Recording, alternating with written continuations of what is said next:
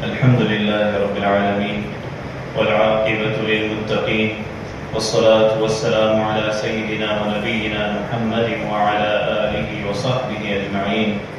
اللهم أرنا الحق حقا وارزقنا اتباعه وأرنا الباطل باطلا وارزقنا اجتنابه. سبحانك لا علم لنا إلا ما علمتنا إنك أنت العليم الحكيم.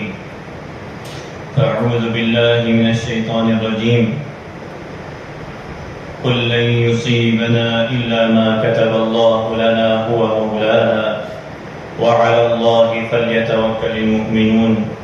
وقال الله تبارك وتعالى قل لا أملك لنفسي نفعا ولا ضرا إلا ما شاء الله. صدق الله العظيم. الحمد لله رب العالمين. اللهم ربنا لك الحمد كما ينبغي لجلال وجهك وعظيم سلطانك. سبحانك لا علم لنا إلا ما علمتنا إنك أنت العليم الحكيم. تمام تعریفیں اللہ رب العالمین کے لیے ہیں.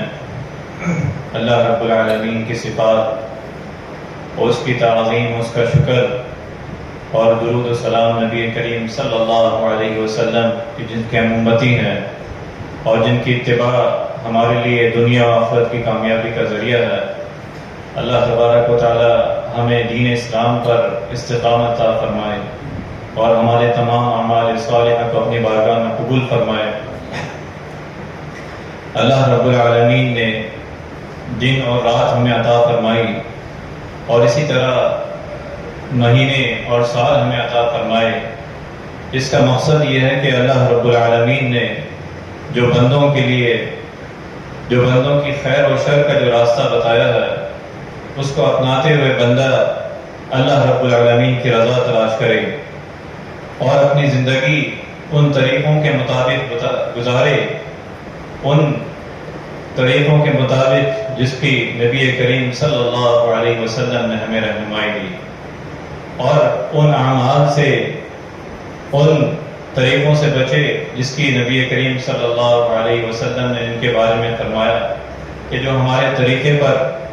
یا ہماری دین پر کوئی ایسی چیز لائے گا جس کا ہم سے کوئی تعلق نہیں ہے وہ رد کر دی جائے گی. تو اللہ تبارک و تعالیٰ نے ہمیں مہینوں اور دنوں اور صبح و شام کے بارے میں جو بتایا، اسی طرح جو اس مہینہ ماہ سفر جس کا آغاز ہے، اس کے بارے میں عرب کے ہاں جو جاہلی تصورات تھے اور ابھی بھی کچھ لوگوں کے ہاں جو جاہلی تصورات ہیں، اس کے بارے میں اللہ رب العالمین نے واضح فرمایا کہ قل لا املک لنفسی نفعا ولا ضرا الا ما شاء اللہ، کہ آپ کہہ دیں کہ میں تو اپنے نفع و نقصان کا مالک بھی نہیں ہوں. لا املک لنفسی نفعا ولا ضرا الا ما شاء اللہ، سوائے اس کے کہ جو اللہ رب العالمین چاہے، کہ میں اپنے نفع اور نقصان کا بھی مالک نہیں ہوں. تو ہر مسلمان کو اس چیز پر پختہ یقین ہونا چاہیے کہ وہ نفع و نقصان کا مالک، ہر طرح کی اچھائی وہ اللہ رب العالمین کی طرف سے ہے، ہر طرح کی بھلائی اللہ رب العالمین کی طرف سے ہے. فرمایا میں تو صرف ڈرانے والا اور خوشخبری دینے والا ہوں. نبی کریم صلی اللہ علیہ وسلم کو فرمایا کہ آپ فرما دیجئے کہ میں تو صرف ڈرانے والا اور خوشخبری دینے والا ہوں. اور پھر دوسری جگہ فرمایا قل افرأیتم ما تدعون من دون اللہ، آپ کہہ دیجئے کہ تمہارا کیا خیال ہے جن معبودوں کو تم اللہ کے سوا پکارتے ہو، اگر اللہ مجھے کوئی نقصان پہنچانا چاہے تو کیا وہ اللہ کی طرف سے آئے ہوئے نقصان کو دور کر دیں گے؟ کہ جو یہ عقیدہ عرب کے ہاں جاہلیت میں رکھا جاتا تھا کہ وہ لوگوں سے یا بتوں سے یا مختلف طریقے اپنا کر وہ یہ نفع اور نقصان کے اسباب اختیار اس کو سمجھتے تھے کہ یہ نفع اور نقصان کا ذریعہ ہے، ان کے ذریعے سے ہمیں نفع مل سکتا ہے، ان چیزوں کے ذریعے، ان بتوں کے ذریعے، یا جو انہوں نے توہمات بنائی ہوئی تھی اپنے ہاں رواج جاہلیت کی، ان کے بارے میں ان کا یہ عقیدہ تھا، جس کے بارے میں اسلام نے اور نبی کریم صلی اللہ علیہ وسلم نے ہر چیز جاہلیت کی جو ہے اس کو ختم کی اور فرمایا ہر طرح کا خیر وہ اللہ رب العالمین کی طرف سے، اسی پر بندہ مومن کو، ہر بندہ مومن ایمان و طاعت والے کو اسی پر خیر اور بھلائی اور اسی سے ہر طرح کی شر سے جو ہے وہ پناہ مانگنی چاہیے. یہ اللہ رب العالمین کی طرف سے ہے، نہ کہ کسی وقت کی یا کسی مہینے کی. ماہ سفر جیسے ان کے ہاں یہ تھا کہ یہ مہینہ، یا آج بھی کچھ لوگوں کے ہاں تصورات ہیں جاہلیت کے، تو وہ اس مہینے سے جاہلیت کے وہ تصور لیتے ہیں کہ فلاں یہ مہینہ ماہ سفر جو ہے اس میں اگر کوئی کام کیا جائے تو اس کام میں برکت نہیں ہوگی، یا کوئی تجارت کا آغاز کیا جائے تو وہ تجارت جو ہے اس میں برکت نہیں ہوگی، یا کوئی شادی یا نکاح کا بندھن باندھا جائے تو وہ نہیں ہوگا. تو یہ ساری توہمات اور بدشگونی یہ اسلام میں نہیں ہے، اور نبی کریم صلی اللہ علیہ وسلم کی نہ اسوہ حسنہ میں ہے. اللہ رب العالمین نے فرمایا ما یفتح اللہ للناس من رحمت فلا ممسک لها. اللہ جو رحمت لوگوں کے لیے کھول دے اسے کوئی روکنے والا نہیں. فلا ممسک لها، کوئی اس کو روکنے والا نہیں، پکڑنے والا نہیں. وما یمسک فلا مرسل له من بعد، اور جسے وہ روک دے اس کے بعد اسے کوئی جاری رکھنے والا نہیں. وَهُوَ الْعَزِيزُ الْحَكِيمُ، اور وہ سب پر غالب اور بڑی حکمت والا ہے. تو ہر طرح کی رحمت، خیر اور بھلائی وہ ہر مسلمان کا یہ عقیدہ اور پختہ عقیدہ ہونا چاہیے. وہ کسی وقت سے یا کسی مہینے سے یا کسی پرندے سے یا کسی کی بات سے، کسی کے آنے یا کسی کے جانے سے نہیں، بلکہ وہ اللہ رب العالمین کے اذن سے، اللہ رب العالمین کی طرف سے وہ خیر اور وہ شر ہوتی ہے. فرمایا قُلْ لَن يُصِيبَنَا إِلَّا مَا كَتَبَ اللَّهُ لَنَا هُوَ مَوْلَانَا وَعَلَى اللَّهِ فَلْيَتَوَكَّلِ الْمُؤْمِنُونَ. کہ آپ کہہ دیجئے ہمیں ہرگز کوئی مصیبت نہیں پہنچ سکتی سوائے اس کے جو اللہ نے ہمارے حق میں لکھی ہو. إِلَّا مَا كَتَبَ اللَّهُ لَنَا هُوَ مَوْلَانَا، وہی ہمارا کارساز ہے. وَعَلَى اللَّهِ فَلْيَتَوَكَّلِ الْمُؤْمِنُونَ، اور مومنوں کو تو اللہ ہی پر بھروسہ کرنا چاہیے. اور اس عقیدہ توحید کے بارے میں، اس توکل اور اللہ رب العالمین سے نفع اور اللہ رب العالمین سے نفع و نقصان کا مالک اور پختہ عقیدہ رکھنے کے بارے میں نبی کریم صلی اللہ علیہ وسلم نے فرمایا وَاعْلَمْ أَنَّ الْأُمَّةَ لَوْ اجْتَمَعَتْ عَلَىٰ أَن يَنْفَعُوكَ بِشَيْءٍ لَمْ يَنْفَعُوكَ إِلَّا بِشَيْءٍ قَدْ كَتَبَهُ اللَّهُ لَكَ. کہ اس بات پر یقین کر لو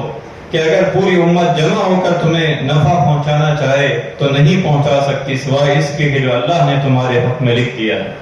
اور پھر فرمایا وَلَوْ اجْتَمَعُوا عَلَىٰ أَن يَضُرُّوكَ بِشَيْءٍ لَمْ يَضُرُّوكَ إِلَّا بِشَيْءٍ قَدْ كَتَبَهُ اللَّهُ لَكَ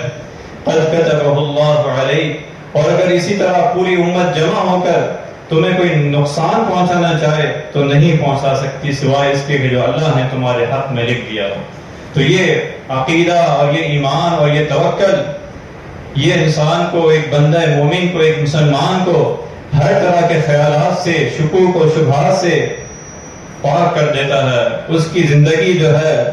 وہ توحید پر، اللہ پر توکل اور اس پر بھروسے کے ساتھ اس کی زندگی گزرتی ہے. نبی کریم صلی اللہ علیہ وسلم نے فرمایا لا عدوى ولا طیرة ولا ہامة ولا صفر او کما قال علیہ الصلاۃ والسلام. فرمایا کوئی بیماری خود بخود متعدی نہیں ہوتی، نہ بدشگونی لینا درست ہے کہ اس سے ہو گیا، نہ کسی پرندے کو منحوس سمجھنا درست ہے کہ جو جاہلیت میں یہ تصور کیا جاتا تھا. اور اسی طرح نہ ہی ماہ سفر سے یہ خیال کرنا، یہ سوچنا یا یہ عقیدہ اخذ کرنا کہ یہ ماہ سفر جو ہے اس میں کوئی عمل کیا جائے اور کوئی کام کیا جائے، اس کام کا آغاز کیا جائے تو وہ جو ہے اس پہ برکت نہیں ہوتی یا اس پر جو ہے منع کیا جاتا ہے. اس طرح کا کوئی عقیدہ نہیں ہے. اسے بدشگونی کہا گیا کہ جس طرح کوئی شخص جو ہے جاہلیت میں وہ عقیدہ رکھتا کہ اگر وہ دیکھ لیتا کہ کوئی جانور یا کوئی اڑنے والا پرندہ اگر دائیں طرف سے گیا ہے تو یہ اس کے لیے درست ہے، یا کوئی اور راستہ اس نے اختیار کیا ہے تو وہ غلط ہے. تو یہ سارے عقیدے، یہ سارے توہمات اس کو جو ہے شرک کے مترادف قرار دیا کہ صرف عقیدہ توحید، اللہ پر توکل اور اللہ رب العالمین سے اپنے تمام نفع و نقصان کا مالک سمجھنا، اسی سے اپنی تمام امیدیں وابستہ کرنا، یہ اللہ رب العالمین توکل ہے. اللہ رب العالمین نے پچھلی قوموں کا ذکر فرمایا، حضرت موسیٰ علیہ السلام کے بارے میں فرمایا کہ وہ فَإِذَا جَاءَتْهُمُ الْحَسَنَةُ قَالُوا لَنَا هَذِهِ، پس جب انہیں کوئی چیز ملتی ہے، کوئی اچھی چیز ملتی ہے، حسنہ، تو وہ کہتے ہیں کہ ہم تو ہیں ہی اس کے حقدار۔ اور پھر فرمایا وَإِن تُصِبْهُمْ سَيِّئَةٌ يَطَّيَّرُوا بِمُوسَىٰ وَمَن مَّعَهُ، اور اگر ان کا کوئی نقصان ہو جائے، کوئی سیئہ مل جائے،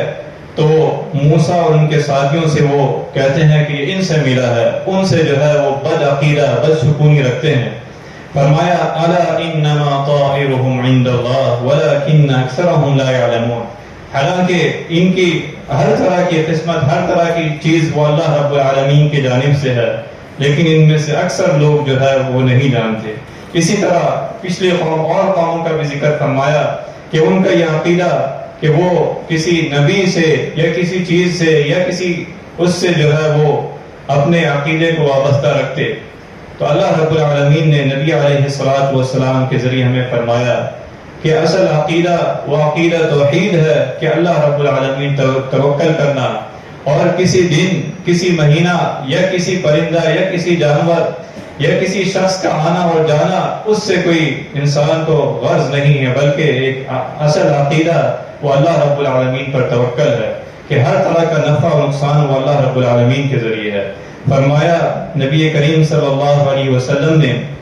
کہ جاہلیت کے کاموں میں سے 4 کام میں میری امت میں ایسے ہوں گے جنہیں وہ چھوڑنے کے لیے تیار نہیں ہوں گے، یعنی وہ جاہلیت میں جسے ختم کر دیا گیا ان میں سے 4 کام فرمایا، حسب یعنی قومیت کی بنیاد پر فخر کرنا،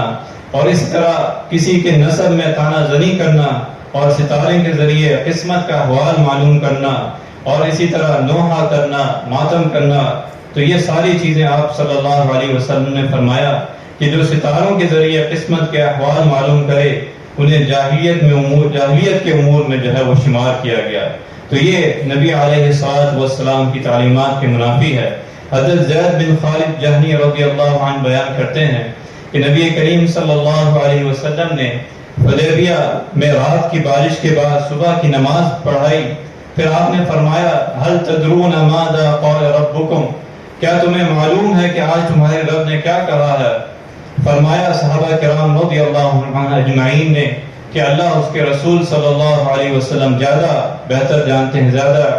علم ہے اس کے بارے میں۔ تو آپ صلی اللہ علیہ وسلم نے فرمایا کہ اللہ رب العالمین نے فرمایا قال اصبح من عبادی مؤمنا بی وکافر، کہ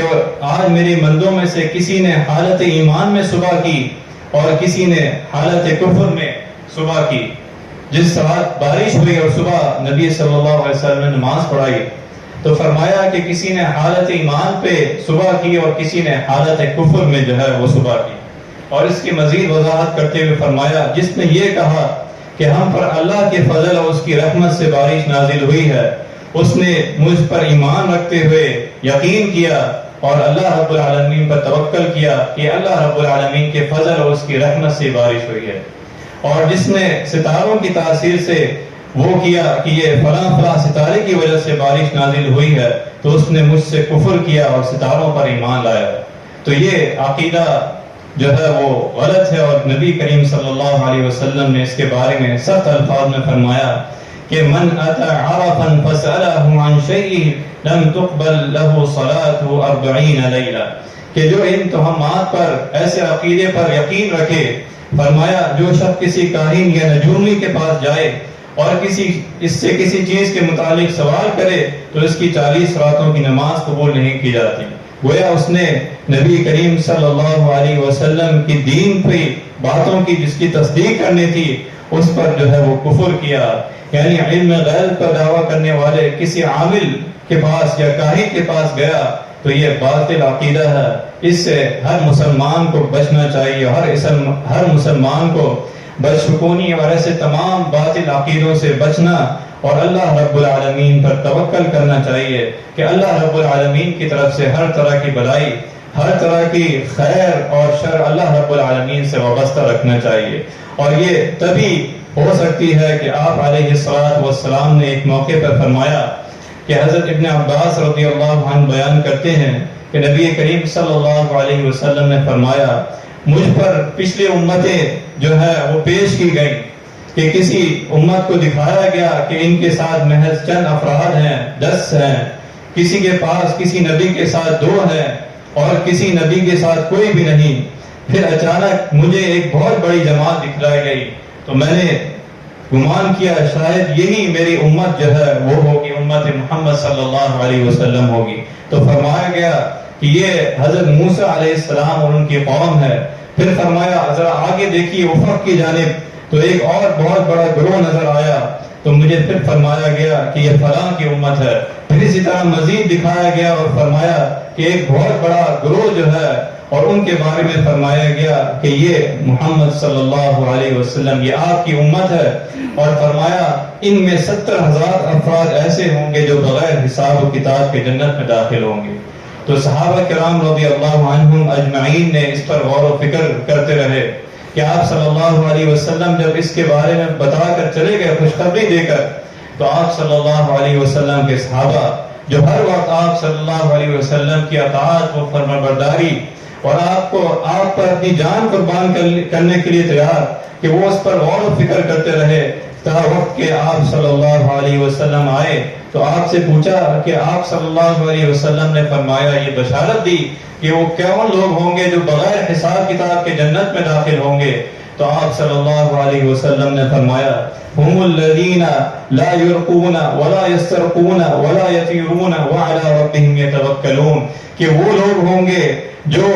ایسے بد عقیدہ نہیں رکھتے، بدشکونی نہیں لیتے اور وہ اپنے رب پر توکل کرتے ہیں. وہ کسی سے ایسا عقیدہ نہیں لیتے، کسی سے کوئی ایسی بات یا اس پر کوئی ایسا